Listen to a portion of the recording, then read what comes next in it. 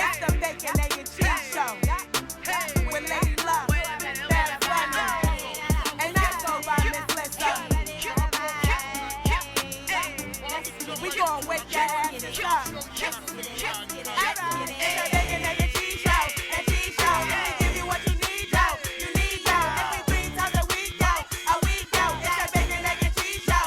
And cheese show. Yeah, bacon, egg, and cheese, about to wake that ass up. Girl, who is you playing with? Wake that ass up. Told your big daddy when you wake your ass up. Yo, what is you waiting for? Wake that ass up. After we do the show, then stop. Then what? Subscribe it like it's hot. After we do the show, then stop. Now what? Subscribe it like it's hot. Now subscribe it like it's hot. Now subscribe it like it's hot. BEC, so subscribe it like it's hot. So subscribe it like it's hot. So subscribe it like it's hot. BEC, so subscribe it like it's hot. So subscribe it like it's hot.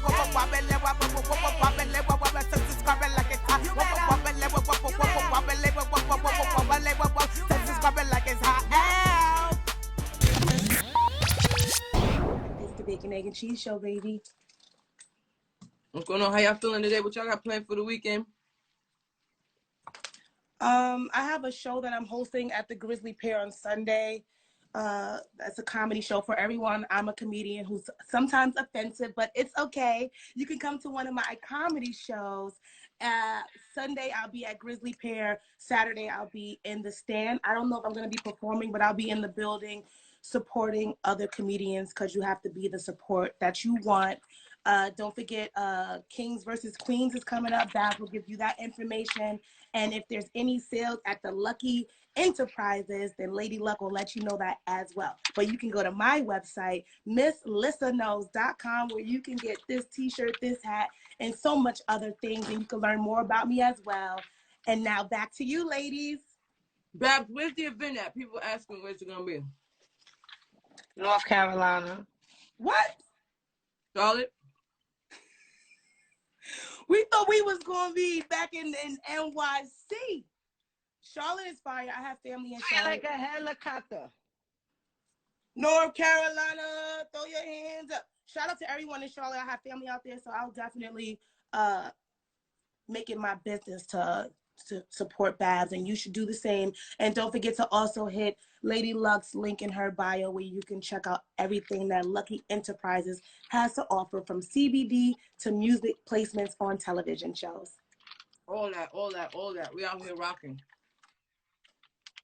I got me a bacon, egg, and cheese. Well, I don't eat eggs, so I got me a bacon and cheese. I don't really eat breakfast. I'm not really a breakfast kind of person. Like when I wake up, if I do feel hungry, I'll have like a smoothie or some fruit, but I can't really unless I'm not gonna lie. If I do have breakfast, sometimes I'll have the most unorthodox things. Like if there's like oxtails left over from dinner, if I'm hungry, I might eat that. Or I might have potato salad in the morning, but I'm not really a traditional breakfast person, but I barely eat that either.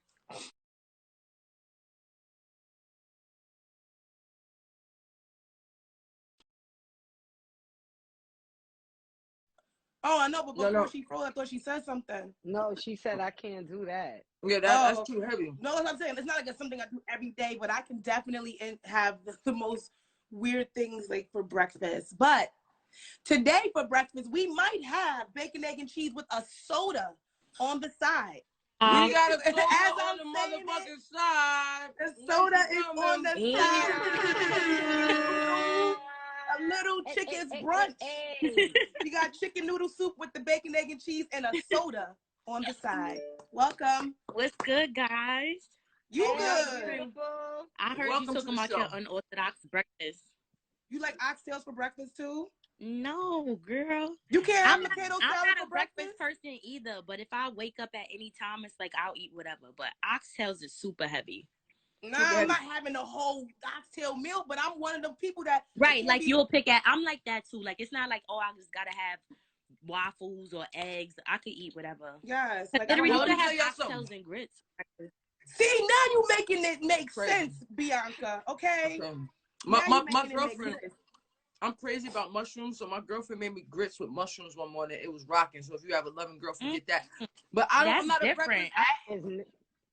I'm not a breakfast person either. Let me tell y'all something, but I'm eating breakfast because it is Friday. And I got the Patron on deck. We are ready. We'll be.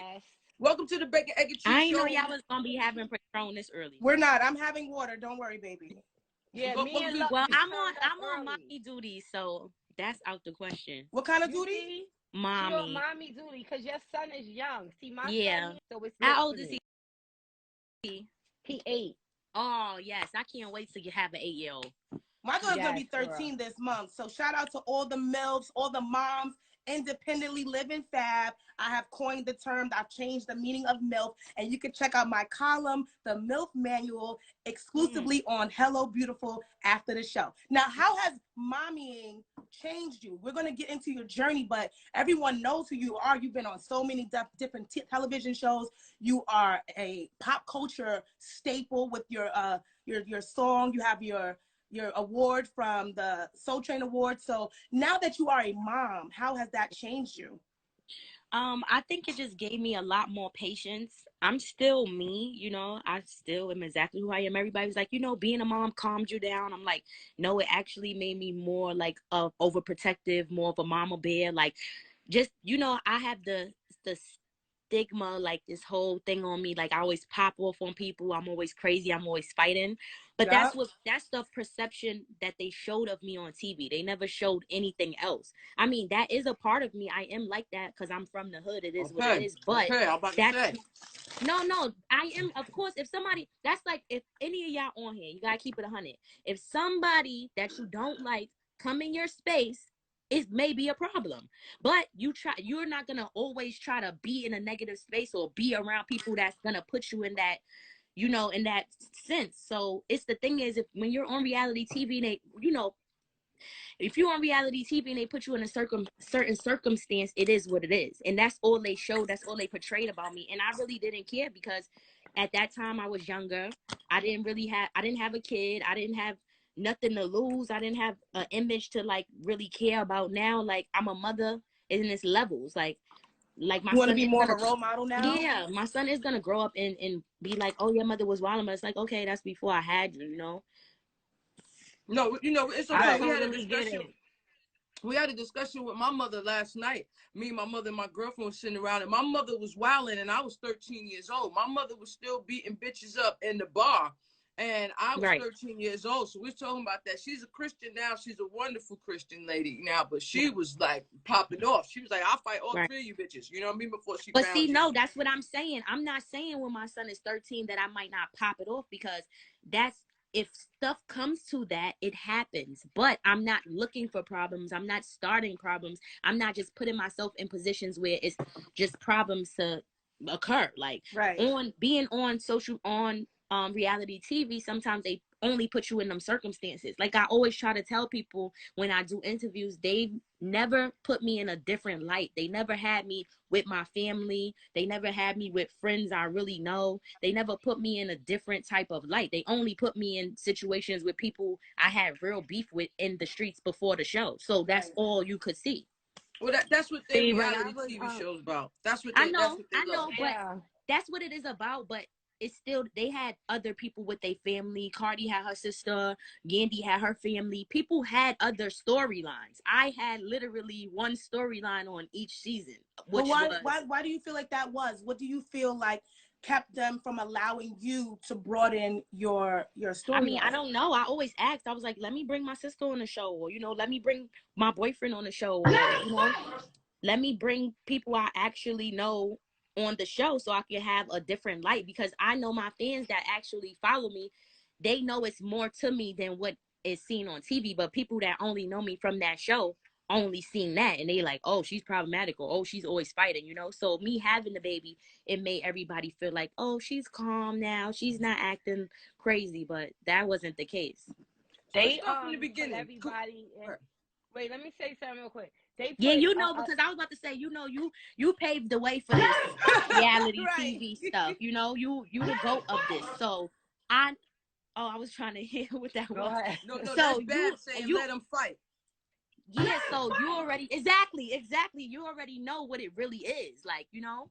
Yeah, definitely. And it was a lot different for us back then because we had cameras on us 24 hours a day. But Yes. they still chose what they What wanted they to want to. show. Mm-hmm. Exactly. So they never showed me like laughing and Right. I was cooking all the time. I Right. was turning up in the kitchen. They ain't show that. A lot Right. of the scenes that they showed was me when I was angry. You know what I'm Yes. saying? Like Yes. things like that. So a lot of people thought I wasn't approachable. Mm-hmm. They like, oh my gosh, she's the angry girl. And I'm like, yo, Mhm. I'm really not. I just want to have fun. Like, Right. but everybody got times when they could get angry. So Yes. definitely they will pick and choose what they want you to look like on the television. Right. So let's talk a little bit about your life before the television. So you're from Harlem, right? Mm-hmm. So let's.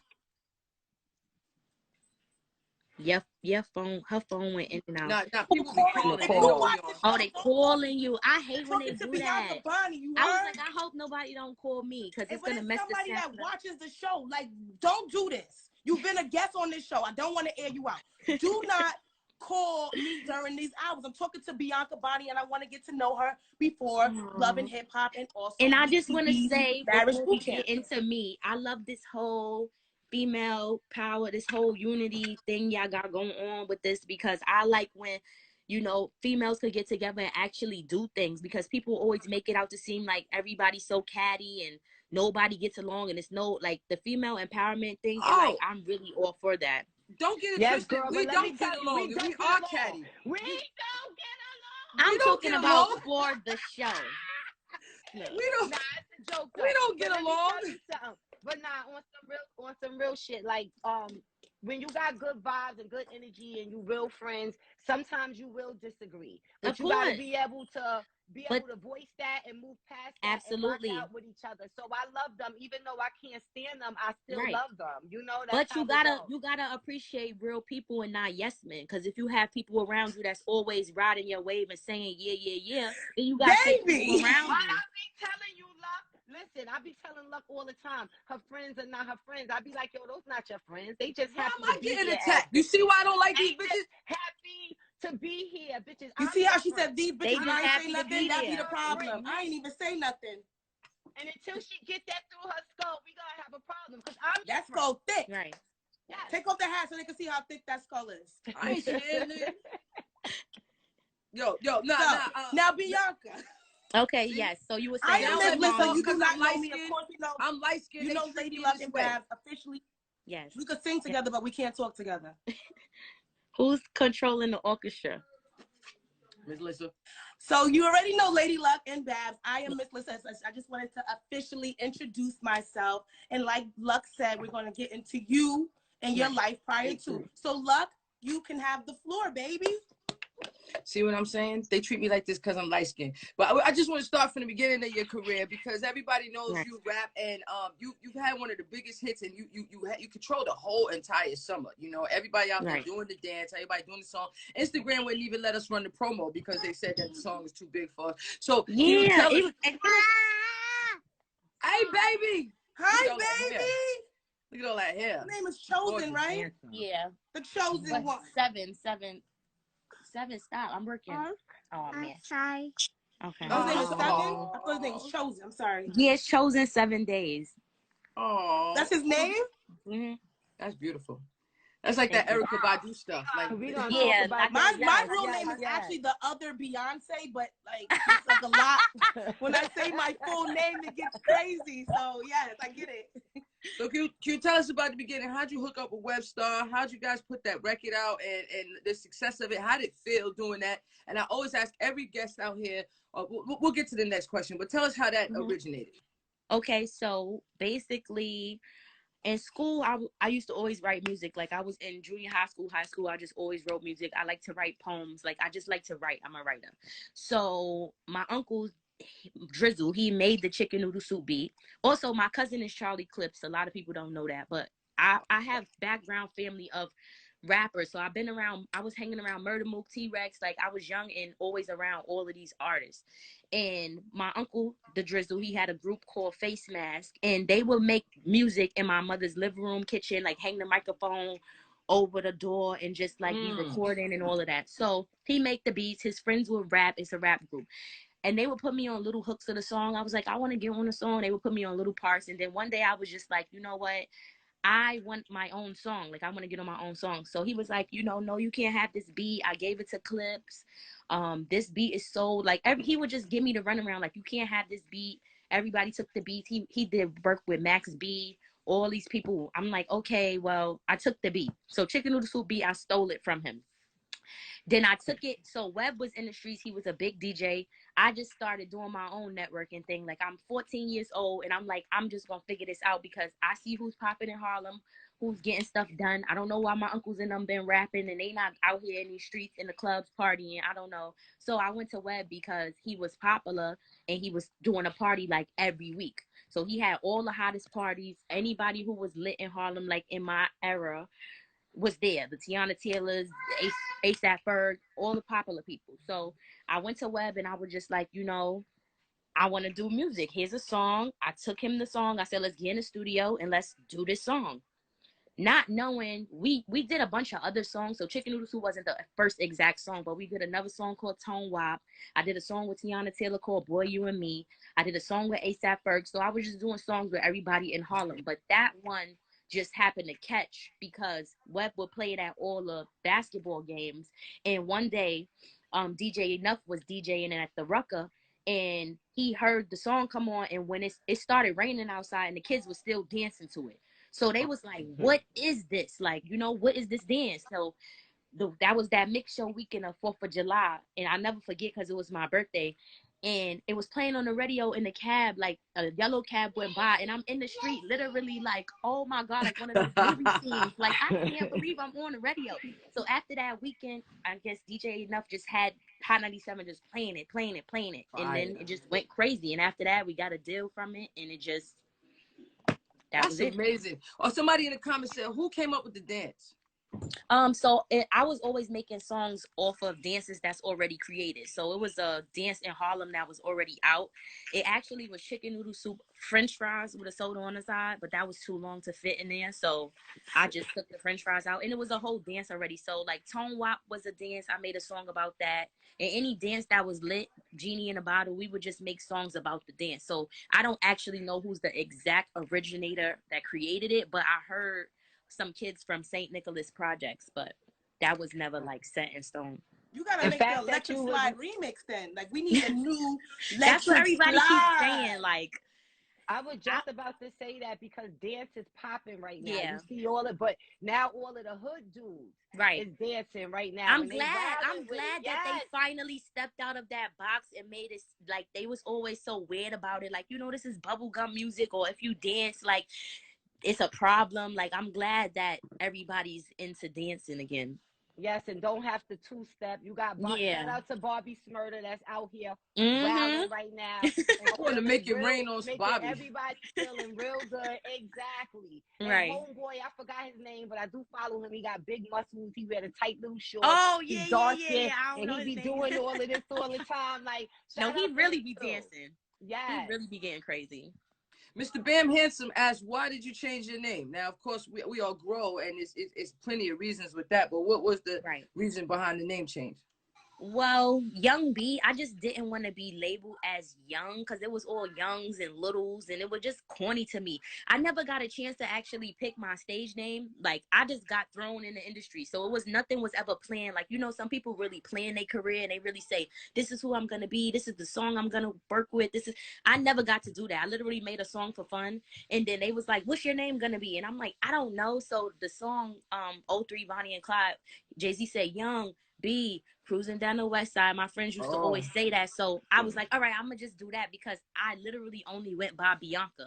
I had no other nickname or no other thing that would like stick. So I had Young B, but I never really liked it, you know? So I just was like, I'm over it. I don't want to be Young B. I'm grown now, you know, and I just wanted to step out of that whole Chicken Noodle Soup, you know, just being stuck with the Young B Chicken Noodle Soup. Like, I got one more question before the ladies hop in. I know they got good questions. No. So this is a great show. That's why, Young B. we be doing this show. No, people still call me Young B. So don't.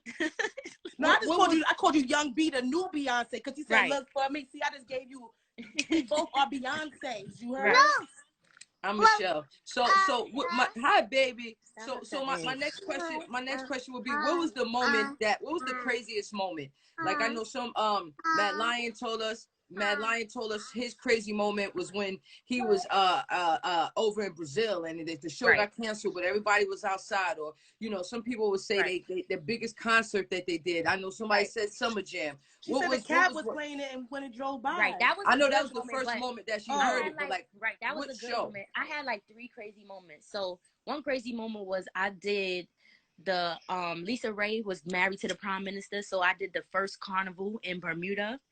And that was nuts because I got to fly out like a bunch of people. I had dancers. It was like a whole live band. That was craziness because that was the first time I even flew like to an island, and it was just like I'm like a kid and I'm getting all these perks. So it was like this is really lit, you know, like the first carnival on an island. That was big. Another moment, it was a crazy moment. It was weird. I always think about it because they be like, what's your craziest moment? So one time I was coming out of Universal and I had a publicist who was the same publicist she had worked with Lil Wayne and Baby. It's a black car outside. The windows is tinted and everything, and I'm not thinking nobody's in the car, so I'm literally like fixing my face, like digging up my nose, making sure I don't got no boogers. We about to do an interview, so I'm like getting all the crust out of my eyes. You know, like how you fixing yourself, making sure you don't got no boogers. She come downstairs, the publicist, and they roll down the window, and it's Lil Wayne and Baby sitting in the car that I was doing that in the window too. I'm like, yo, I was so embarrassed. So that was like a crazy moment, like just for that to happen to me. And lastly, like winning a Soul Train award, because it's like that was just craziness to me. Like for the song to be so big, a lot of people have big songs, but you don't win awards from it. Yeah, definitely. Like Lil Nas X, he didn't win those awards. He was sad about not getting that Grammy. Yeah. I mean, I definitely won a Grammy too, so that'll be. So still, you know, like come on, I gotta work. I gotta work harder. I don't complain or nothing. I just keep it going. Like I'm just keeping it going. Now the other day, I seen you talking about the lack of dark-skinned women in the industry. No, you was girl, you know, listen, I'm outside, baby. I see.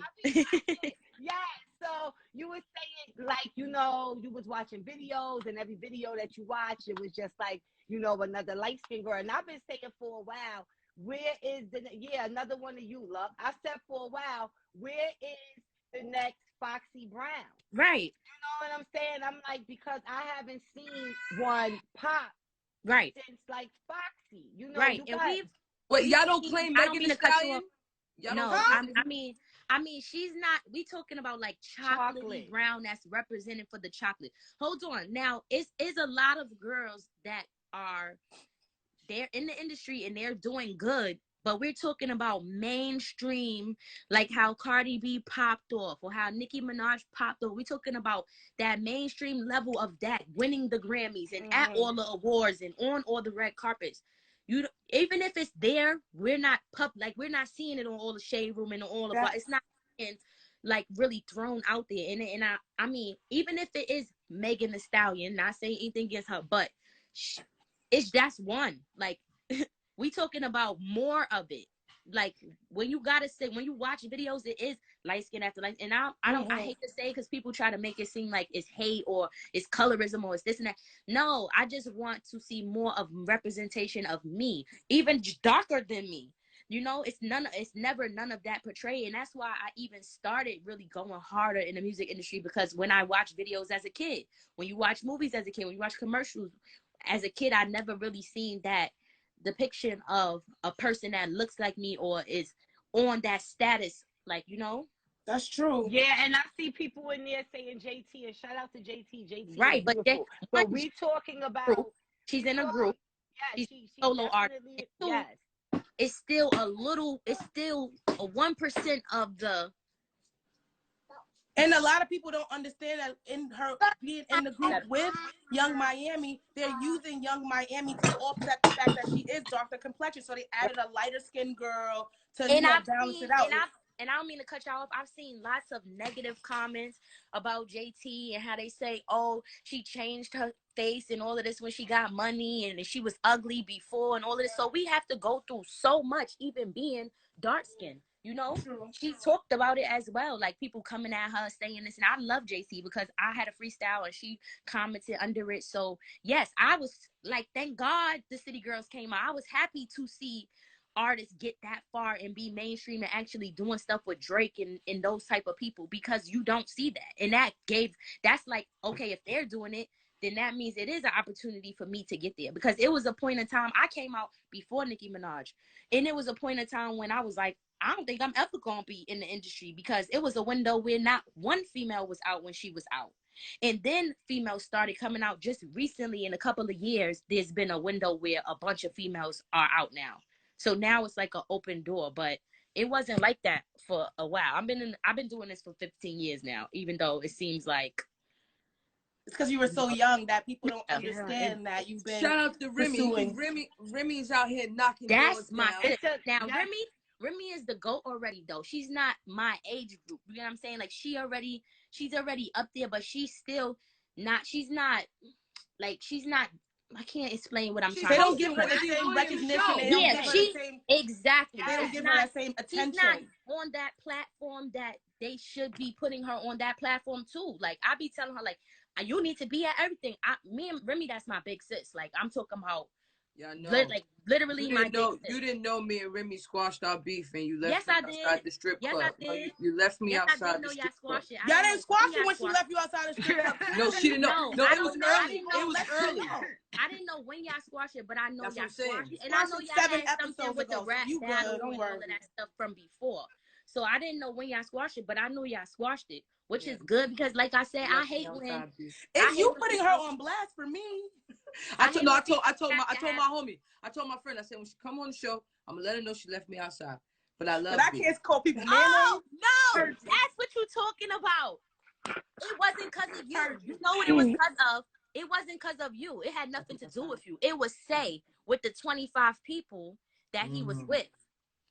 I'm like, what? No, it was First of all, you was with the wrong person to be with.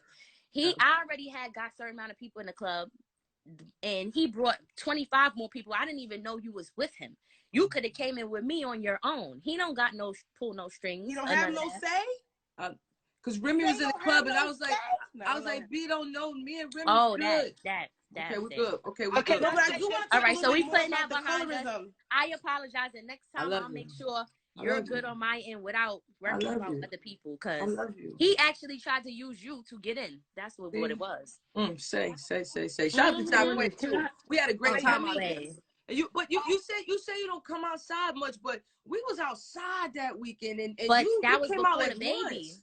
Yeah, the baby.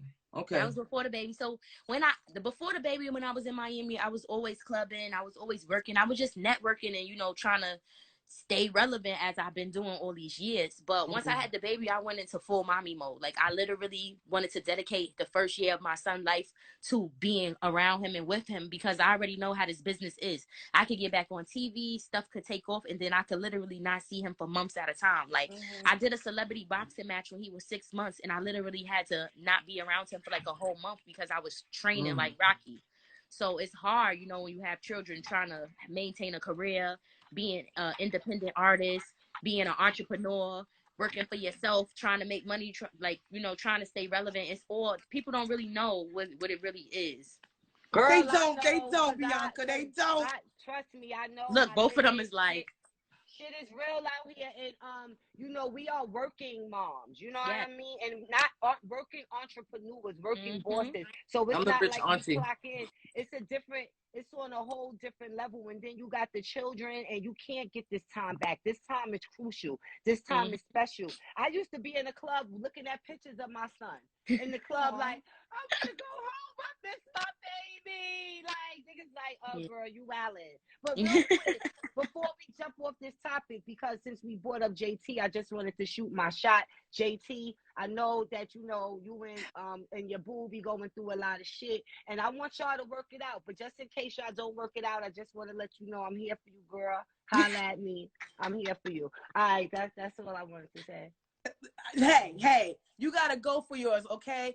And I just wanted to double back on the colorism a little bit, because I do feel like that is something that isn't highlighted enough. And I get into debates all the time because I feel like I'm dark skinned, okay? Right. I do it for the dark skinned girls. I feel like the same way you feel. I feel like it's not enough Vanessa Huxtables. Everybody want to be a Denise. Nobody want to be a Rudy, you know? Yeah. And they don't highlight it enough. I even feel like the Native Americans, how they say that the Native Americans look like Pocahontas. I don't feel like that. I feel like they look like Africans. They look like really dark women that got raped by white people that started to look like Pocahontas. So they whitewashed everything before that, and they're showing us Pocahontas when really it was Harriet Tubman. So I hate talking on the topic because it's sensitive, but I'm just me and I'm real and it is what it is. However, I feel like when they do use black girls, they go extra to get the tightest curled hair, or the African person, like, you know, if they have actors, they be African or from the UK. It's never really like a African American like me. It's not a lot of us. That's the thing I'm saying. Not that it's not any, but it's just not a lot. It's not like if I turn on a video, I'm gonna see an equal amount of brown skin solo artists doing their thing. No. And even now on children's shows. Can I ask y'all a question? So can I fuck it up right quick? Yeah. She's light skinned, so she's not feeling this shit. No. I'll be honest with you.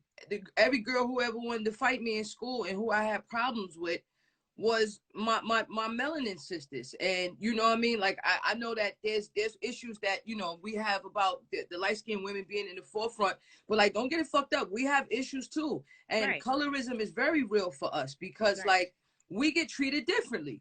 You know what I'm saying? Like, and it's like, I apologize because I love me some melanin sisters, you know what I mean? But it's like, at the same time, it's like growing up, the girls who wanted to fight me in school, and I'm a fucking tomboy, I don't want your boyfriend. All the girls who are brown skin, or the bitches who wanted to jump me, they were brown skin. I never really. But did you have this same mouth? But why, Luck? Was you? Here we go. Shit? Did you have this same mouth? No, but I think I know where she's coming from. What I'm saying? She's coming from where, like, it's a stigma. You know, a lot of dark skin females, because they write me a lot. Like, they love that I represent for them. They like, oh, you wear this color hair. Now we could wear this color hair. You know, we love that you represent for us. So a lot of dark-skinned females are insecure. A lot of dark-skinned females are jealous of light-skinned women. So that's why anytime it's even brought up or talked about, everybody always feels as it's jealousy. Like, I was raised, my mom is raised, my mom is Lady Luck's color. Freckles, light skin, yellow, high bone. I got sisters, light skin. So I was raised around it. I was never jealous because, like I always say, I could pull the same niggas that these light skin, Spanish, Chinese, any race girls pulling. I could get the same niggas. So I never felt insecure because I knew I was beautiful.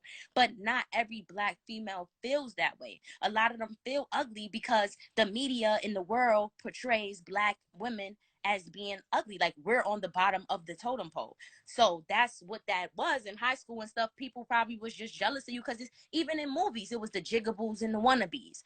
You seen it in stuff, like especially back then. It was always that versus, even if you was light skin versus dark skin, because it's like now y'all are better because y'all light skin, but y'all still go through stuff because y'all black. So. And it also stems from slavery. So the house niggas and the field niggas. Yeah, so white people still. Willie Lynch. No, but beyond that, the white children. Like, white people still don't care that you're light skinned. You're not white.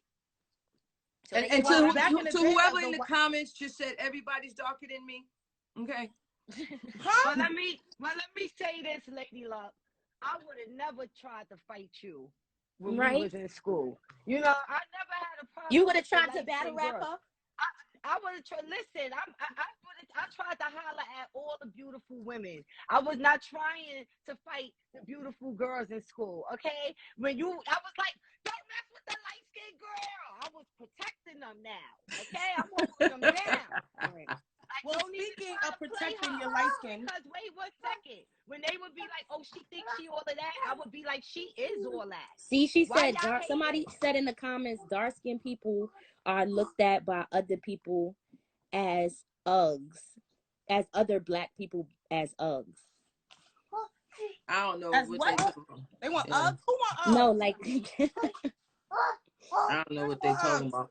I don't know what they talking Now, about. but speaking of protecting your light-skinned black woman, protecting black women, so we have dragged this topic through the mud. But I do want to get everyone's opinion because now Jada Pinkett Smith has reportedly said that she wishes Will Smith did not slap Chris Rock. She said that he overreacted and that she's a big girl that can take care of herself. So how do we feel about this? Should she have just shut up and held her man down like he held her down? Or should she be making public statements about the issue? I think Will Smith at this point in time needs to realize that Jada does not love him. Stop. I think it's time for Will to face the facts that Jada does not love him. Jada has proven that so many times with these letters to Tupac. Jada be playing him. I saw a story where he was like, he went all out for her birthday, and then she just told him, like, Mary J. Blige performed, and she told him, this is the worst birthday ever. This is just a show of your ego. I think Will needs to finally realize that he put his whole career on the line. He's losing movies. He has a great persona out here.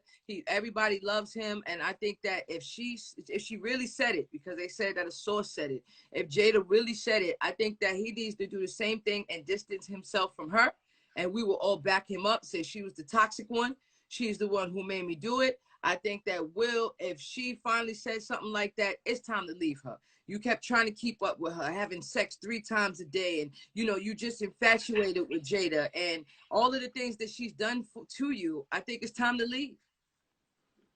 I don't have no comment for that. That topic is too rich for my blood. Well, let me say this real quick. I don't think that he should leave her. That's number one. Like, they've been through a lot of stuff together. They got a family. There's nothing wrong with somebody loving you more than you love them. There's nothing wrong with that. I believe that. Yeah, it's nothing wrong with that. I believe that she truly do love him, and their relationship is their relationship. And so what you wouldn't allow don't mean the next person wouldn't allow. The whole August situation, and now I slapped somebody, and you saying that you wish I didn't do it. You could protect yourself, and the world is coming down on me. I'm out of here, Jada. I'm out of here. But see, that's what I'm saying. That's you, because you don't know unconditional love. When you love somebody unconditionally, that's what that means. To just let them walk all over you? Better or for worse. Maybe he don't feel like she's walking over him. Maybe he'd like to have a foot on his neck. Now, speaking of walking all over the place, Chloe Bailey has walked into a video set and she killed it, according to some people, but some people are saying that they don't like the video. So I'm going to show you Chloe Bailey. She's one of Beyonce's proteges, her new song, and you let us know, is this a bop or should it get dropped? I'm trying to see. I like Chloe.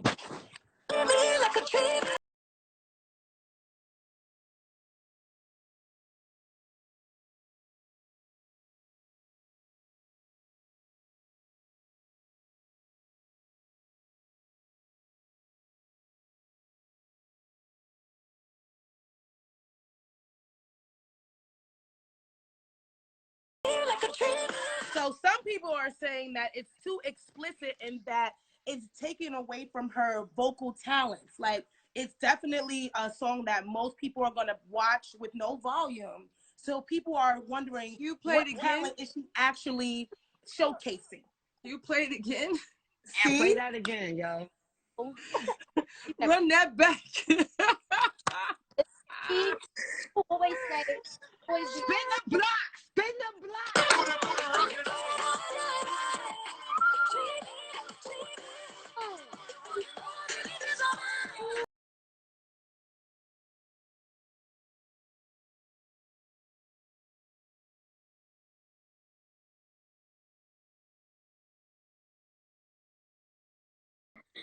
Okay, so is the song gonna get more streams, or is let the me video tell you, people gonna get always more say, plays? I love Chloe. I love her. I think she could dance. I think she's talented. However, people always say she's doing the most. Like, the internet always be dragging her like she's doing most. I guess because she came from It's Disney. the clear chair with the pelvis thrust for me. Did you see that? I don't know. I like baby, I'm giving you a clear chair tonight, baby. I'm giving you a clear chair tonight. So, do you feel like she's doing too much? We love Chloe. This is I feel like real fans and people that really support you should give their real opinion. If you feel like she should cover it up and do something else, I feel like let her know. I feel like people should do whatever they feel like doing. Like at this point, life is short, and if that's what you want to do, as long as you're being true to yourself.